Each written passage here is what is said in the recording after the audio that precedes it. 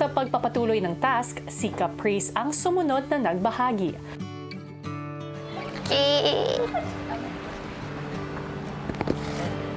So ngayong 2025, gusto kong iwan yung ugali ko ng pagbibigay ng pressure sa sarili ko.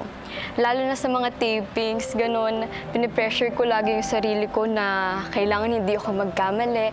So the more na pinipressure ko naman yung sarili ko, mas dun pa ako nauutal, mas lalo ako nagkakamali. So gusto ko nang iwan yun ngayong 2025. So ngayong 2026 naman, ang gusto ko naman gawin ngayong 2026 ay laging maging open na matuto.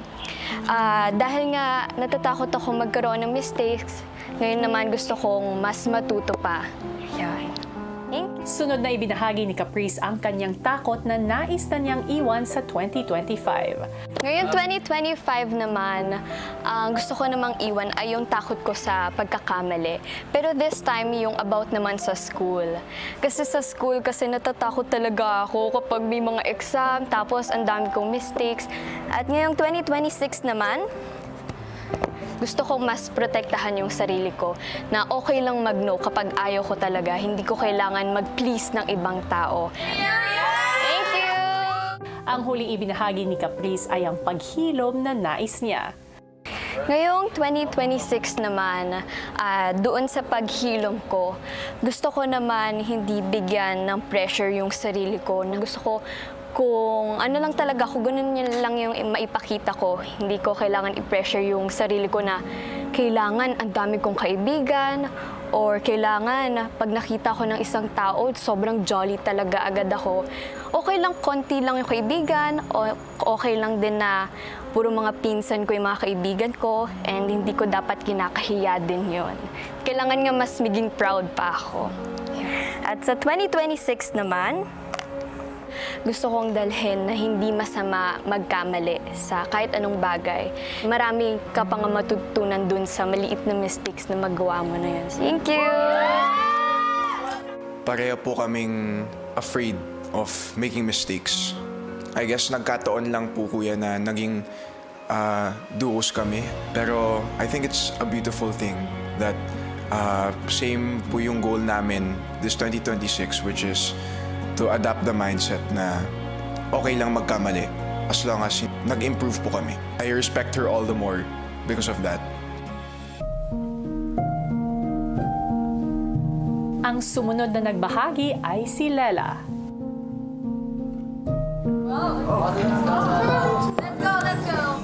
For my 2025, yung ugali na gusto ko ng iwan is yung sa self-doubt ko and overthinking. Kasi ang dami kong hindi nagawa because of this.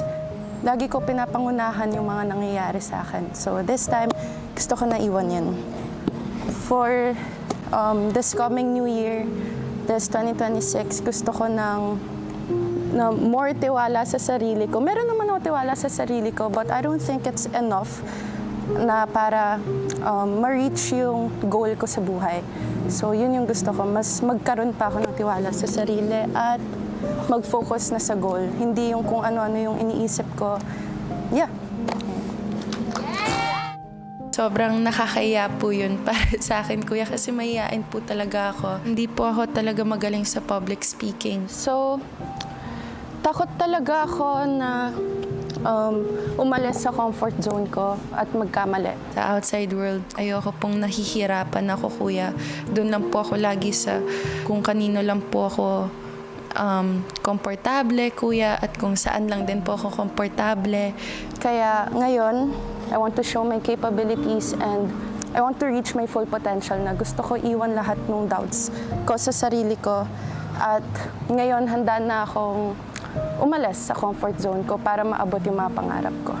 Takot po ako magkamali at ma-judge kasi alam ko pong damay din po, kuya, yung family ko na bawat galaw ko po may masasabi at may masasabi pa rin po yung ibang tao.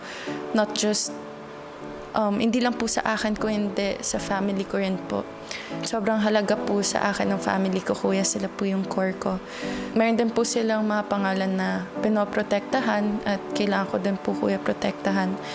Kaya ayoko po silang madamay sa kung ano man pong pwede pong mangyari sa akin, kuya. Ayun, yung sa paghihilom, wala rin naman akong hinanakit, pero feeling ko ang dami kong na-miss out dahil sa pagsa-self-doubt ko.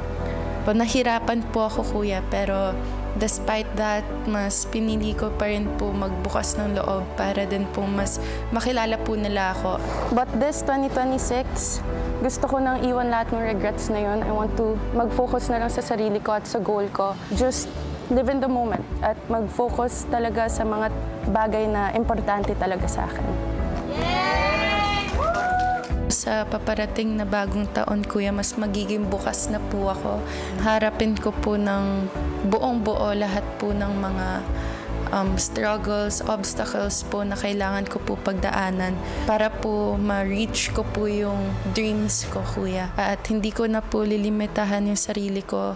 Lagi ko po pang hahawakan yung family ko po at yung mga capabilities ko po. Ang 101% best ko po.